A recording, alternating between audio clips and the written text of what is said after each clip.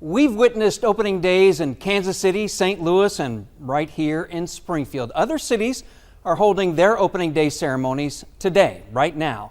And if anything, baseball embraces tradition. And this story is about this tradition, one that's connected to my ancestor. Opening day, the parades, the loud fans, in some places, big horses. And once upon a time, the buttons. Little buttons that said Stenzel's Rooters on them, and probably handed them out to everybody. Well, over the years, those have become a very rare and very valuable collector's item. He, as in Jake Stenzel. The guy racked up a .339 lifetime batting average and 9 major league seasons. An incredible accomplishment these days. He doesn't get the recognition that he might have gotten had he played in another era. But anybody who can hit .330 in Major League Baseball is quite a player and quite an athlete. A baseball researcher even noted his streak of 11 hits in consecutive at-bats.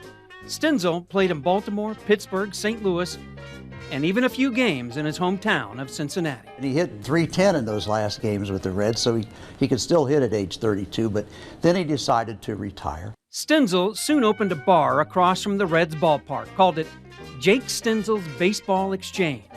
The real social center for people living in Cincinnati, especially the immigrant community, and especially the Germans, were the German saloons. Opening up a saloon, especially a saloon close to the Reds Park, this was a very popular place to come.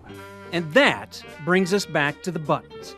That's how collectors these days really know Jake. Over the years, those have become a very rare and very valuable collector's item. And we happen to have a full set of those buttons here at the Reds Hall of Fame, one of the very few full sets of the full collections that exist.